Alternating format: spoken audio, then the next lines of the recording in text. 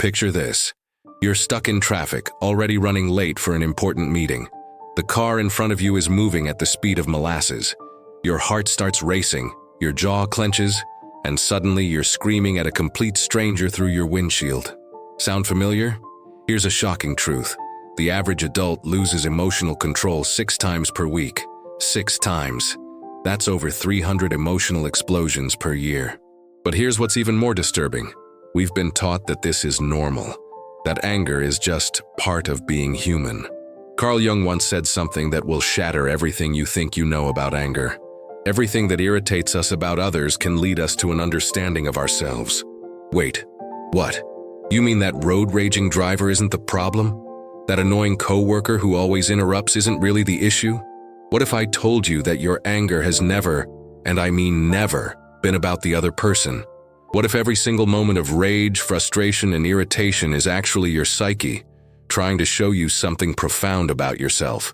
What if the very people who trigger you the most are actually your greatest teachers? The ancient alchemists believed that lead could be transformed into gold. Jung discovered something even more powerful. Your anger can be transformed into wisdom. But first, you need to understand the hidden mechanism that's been controlling you your entire life. Are you ready to discover what's really making you angry? So what's really happening when you explode at someone? Jung discovered something revolutionary that most people will never understand. You're not angry at them. You're angry at a part of yourself that you refuse to acknowledge. This is called psychological projection, and it's the most powerful invisible force controlling your emotional life. Think of your psyche like an old movie projector. Everything you hate, everything you've rejected about yourself, gets projected onto the screen of other people's behavior. Here's how it works. Remember that slow driver that made you furious?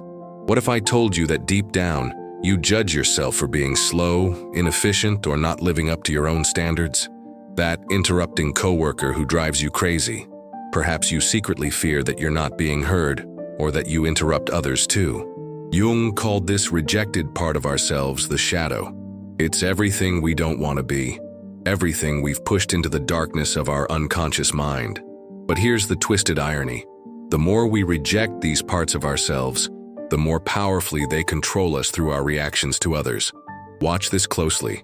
Have you ever noticed that you get most angry at people who display traits you absolutely despise? That's not a coincidence. That's your shadow speaking. The intensity of your reaction is directly proportional to how much you've rejected that quality in yourself. But here's where it gets fascinating. Jung discovered that there's a massive difference between reacting and responding. When you react, you're unconscious. You're a puppet being controlled by your shadow. When you respond, you're conscious. You're the master of your own emotional destiny. The question is, are you ready to stop being a puppet and start being the master? Because what I'm about to show you will change everything. Now, here's where the magic happens. Jung didn't just identify the problem, he gave us the solution. A 4-step alchemical process that transforms your emotional lead into psychological gold. Are you ready to become emotionally unshakable? Step 1. The sacred pause. Pause and observe. The moment you feel that familiar fire rising in your chest, you have exactly 3 seconds. 3 sacred seconds that will determine whether you remain a slave to your emotions or become their master. In these 3 seconds, simply observe. Don't judge, don't analyze. Just watch the sensation in your body like a scientist studying a fascinating phenomenon. Feel the heat, notice the tension. Acknowledge the story your mind is creating. This pause is your gateway to consciousness. Step 2. The mirror moment. Shadow recognition. Here's the question that will revolutionize your life. What is this person showing me about myself? Not what they're doing wrong, what they're reflecting back to you. That arrogant boss? Maybe you're seeing your own hidden arrogance. That unreliable friend? Perhaps your own inconsistencies are staring back at you. This isn't about blame. It's about recognition. You're looking into the mirror of your own psyche. Step 3. The integration. Conscious acceptance. This is where most people fail, but you won't. Instead of fighting the reflection, you embrace it. You say, yes, I can be slow sometimes. Yes, I can be arrogant. Yes, I can be unreliable. This isn't self-criticism. It's self-completion. Jung called this making the unconscious conscious. You're reclaiming the parts of yourself you've been projecting onto others. Step 4. The transformation. Compassionate response. Now something miraculous happens. When you've acknowledged your own capacity for the behavior that triggered you, compassion naturally arises. You respond from wholeness, not from woundedness. You see the other person not as an enemy, but as a fellow human struggling with the same shadows you've just embraced. But knowing these steps isn't enough. You need to see them in action. If this is already shifting something inside you, hit that like button. It tells me you're ready for the deeper work. And if you want to master your emotional world completely, subscribe, because we're just getting started on this journey of psychological transformation. Let's get real. Theory is beautiful, but life is messy. So let me show you exactly how this works in the moments that matter most. Scenario 1. The crushing criticism. Your boss calls you into their office and tears apart your project in front of everyone. Your blood boils. Old you would either explode or implode. But new you? You pause. You feel the shame and rage, then ask, what is this criticism triggering in me? Maybe it's your own inner critic that's been beating you up for years. Maybe it's your fear that you're not good enough. Instead of defending, you respond with genuine curiosity. Can you help me understand specifically what needs improvement? You've just transformed poison into medicine. Scenario 2. The family battlefield. Your sibling makes that comment. You know, the one that always sets you off. They're being selfish again, but wait. You pause. You recognize, I'm seeing my own selfishness reflected back. Instead of attacking, you practice what Jung called holding the tension of opposites. You acknowledge your own capacity for selfishness while responding with understanding. I can see this is important to you. Help me understand your perspective. The entire dynamic shifts. Scenario 3. The ultimate betrayal. Someone you trusted deeply betrays you. This is the hardest test. The pain is real, the anger justified. But even here, Jung's wisdom applies. You don't bypass the pain, you alchemize it.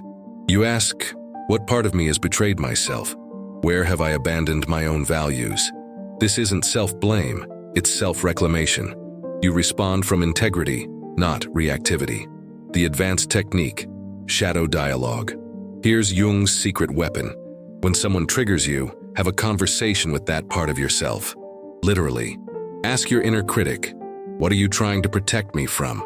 Ask your inner rebel, what freedom are you fighting for?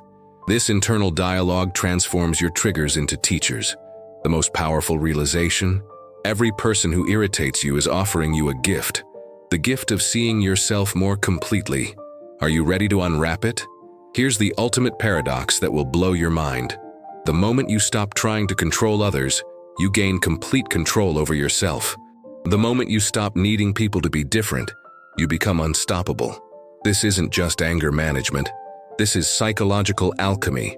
Jung called this process individuation, becoming who you truly are by integrating all parts of yourself, even the ones you've been running from.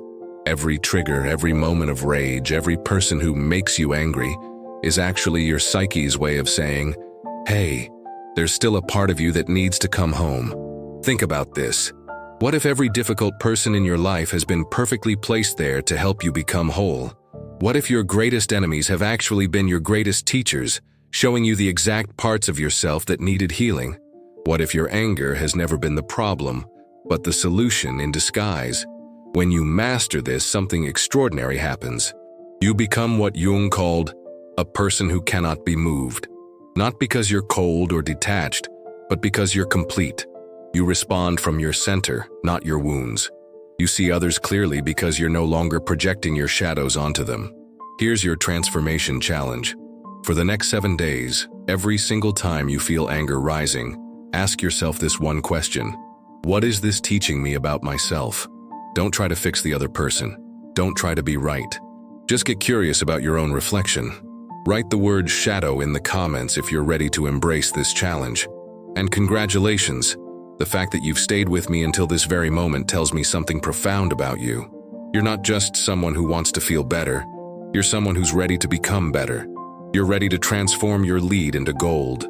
Jung once said, the privilege of a lifetime is to become who you truly are. Your anger isn't your enemy. It's your guide back home to yourself. The question is, are you brave enough to follow it? The revolution starts now. The revolution starts with you.